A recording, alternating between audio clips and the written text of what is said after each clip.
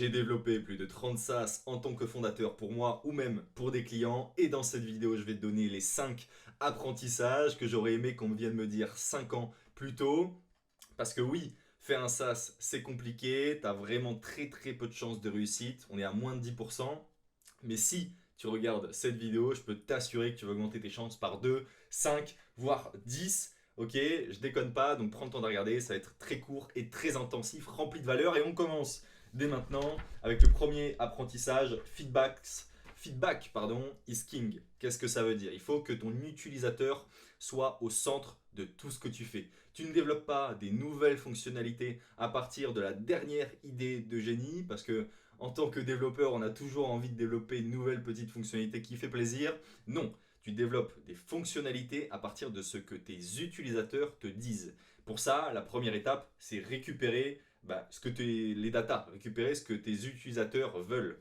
Rien de mieux que d'utiliser un outil comme Crisp ou Feedback Loop ou tout simplement d'entrer en contact avec tes utilisateurs pour avoir le maximum de data possible. Plus tu as de data sur ce que tes utilisateurs veulent, plus la direction que tu vas donner à ton produit va être précise. Ok, c'est hyper important. Tu peux même, c'est ce qu'a fait le fondateur de Submagic, qui est un SaaS à plus de 1 million de MRR, créer un groupe WhatsApp avec les premiers utilisateurs de ton SaaS et vraiment leur poser un maximum de questions. En tout cas, ce qui est sûr, c'est qu'il faut que tu te serves des feedbacks au maximum. C'est pour ça, feedback is king. Deuxième apprentissage, le marketing à 80%, le développement à 20%. Souvent, comme moi je l'ai fait en tant que développeur, parce que je suis développeur de formation, on a envie de développer, des super fonctionnalités avec des super outils, nanana, mais ça, les utilisateurs sont contre-fiche totale. Ok, la vraie difficulté dans un SaaS, c'est pas de le construire, ça on en est tous capables, il y a des millions de développeurs sur Terre, c'est de réussir à mettre le bon produit en face de la bonne personne. Et pour ça, il y a plein de méthodes, que ce soit en marketing, en acquisition client, en stratégie, ce qu'on appelle go-to-market, okay, une stratégie justement pour lancer ton SaaS sur le marché. Mais il faut vraiment que tu t'intéresses au marketing. Pour ça, avec moi, tu peux commencer déjà par 2 livres. Hop, tu vois, je suis en train de le lire, le 100 millions leads de Alex Hormozy, et tu as également l'offre à 100 millions de Alex Hormozy. C'est 2 classiques par lesquels tu peux commencer dès maintenant. Tu te les achètes, tu vas sur Amazon, tu passes une commande, tu lis 1 heure par soir et tu vas déjà dédoubler ta capacité à vendre ton SaaS. Troisième learnings, MVP, 1 mois maximum. Alors qu'est-ce qu'un MVP? Un MVP, c'est un minimum valuable product. Excuse-moi pour cet accent anglais, mais je m'en suis pas trop mal sorti.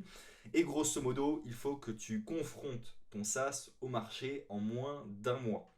Donc en fait, il faut vraiment, ça revient au même que feedback is king, que tu montres ton produit aux utilisateurs pour prendre leur retour et pas passer 6 mois dans ta cave à développer un truc qui ne va pas marcher. C'est ce que j'ai fait moi sur un de mes premiers SaaS en tant que fondateur. J'étais un des premiers à développer des TikTok automatisés avec de l'IA. On avait levé 2500 euros en 1 mois avec une simple landing page, donc une page d'atterrissage, et les gens avaient donné, il y avait 50 personnes qui avaient payé 50 euros alors qu'il n'y avait aucun produit, rien de développé. Et on avait promis une sortie en 3 semaines et on a mis 6 mois à développer un truc parce que on a sorti 15 fonctionnalités. On aurait pu très bien sortir 2 trucs qui marchent très bien et améliorer avec le temps. Non, on a sorti 15 trucs, ce qui a fait qu'on a planté le SaaS et qu'aujourd'hui il n'existe plus alors qu'il aurait pu faire des millions d'euros de revenus. Donc vraiment, en tant que développeur ou même en tant que non-développeur, concentre-toi sur une fonctionnalité, ce qu'on appelle pain point, ok, c'est-à-dire vraiment sur un point douloureux de ta niche. Tu règles un de leurs problèmes majeurs, tu sors le produit, tu le montres aux personnes concernées. S'ils kiffent, tant mieux. S'ils kiffent pas, tu passes à autre chose, mais au moins tu n'investis pas 6 mois de ta vie sur un projet qui ne te rapporte pas d'argent, qui va t'épuiser et te rapprocher du burn-out. Ok, quatrième learning, quatrième apprentissage, un des apprentissages que j'ai eu récemment, et après on verra l'apprentissage franchement le plus important selon moi. Mais là, le quatrième, c'est il faut penser en termes d'écosystème et pas en termes de SaaS. Voilà, là, mais qu'est-ce que tu me racontes, Yannou? C'est du charabia ce que tu me dis. Mais alors, grosso modo, souvent, ce qu'on pense, c'est qu'il faut sortir un SaaS et c'est le SaaS qui va, ça y est, nous rendre riches. Il suffit d'un SaaS et ça marche hyper bien. Non. Les gens qui réussissent vraiment, les Alex Hormozy, gros marketeurs aux États-Unis, les Iman Gadzhi, que tu connais sans doute, ou même côté français, les Yomi Denzel, ce qu'ils font, c'est qu'ils se concentrent sur un persona. Donc un persona, c'est un ICP, un Ideal Client Profile, ou sinon tu pourrais dire une niche tout simplement, mais en gros, c'est une personne qui... Enfin, c'est un type de personne. Typiquement, moi, le persona que je vise avec ces vidéos, avec mes différents produits, c'est les créateurs de SaaS. Donc je vise tous les créateurs de SaaS, mais c'est une seule personne, ok? Eh bien, ces gens-là, pareil, ils visent un seul persona. Pour Yomi Denzel, ça va être les entrepreneurs. Et au lieu de proposer un SaaS et de s'arrêter là, ils vont proposer plein de choses autour de ce persona, mais sans jamais changer de persona. C'est-à-dire qu'ils vont toujours proposer des services au même type de personne, ce qui va leur permettre de créer du contenu pour cette personne, ce qui va leur permettre de proposer plusieurs produits à cette personne et à chaque fois de repartir avec la sauvegarde du produit précédent.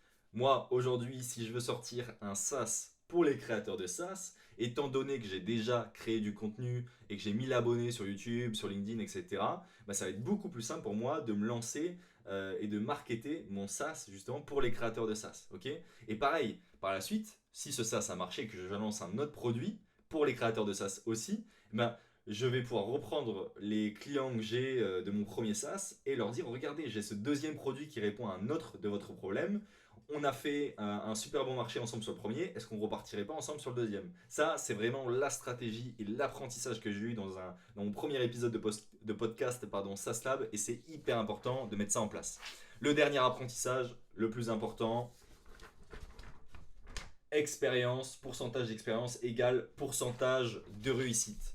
Forcément, au début, quand tu vas lancer ton premier SaaS, tu as très peu de chances de réussir et c'est normal. Il faut que tu lises, que tu prennes des formations, que tu regardes du contenu et que tu t'améliores, mais aussi que tu expérimentes, que tu lances des trucs. Et plus tu vas avancer, plus tu auras de chances de réussir. Donc, tu as deux possibilités.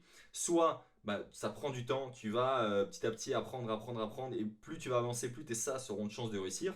Soit dès le début, tu te fais accompagner. À savoir, je fais le petit coup de pub, j'ai une agence de création de SaaS, nous on t'accompagne de A à Z pour créer ton SaaS, t'as juste à aller voir en commentaire et tu peux prendre un appel de découverte avec moi. Mais si jamais tu veux faire ça par toi-même, bah mec, qu'est-ce que t'attends?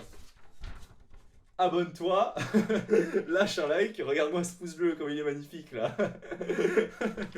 Et n'hésite pas à aller voir ma newsletter en commentaire dans lequel je lâche des pépites. C'est là-bas que je lâche franchement le plus de valeur. Et oui, j'essaye de t'attirer en disant que c'est là-bas, il y a le meilleur des mondes. Mais en même temps, c'est vrai, donc je te mens pas. Et de toute façon, si t'es pas content, tu pourras te désabonner de ma newsletter en un clic. Pas de souci.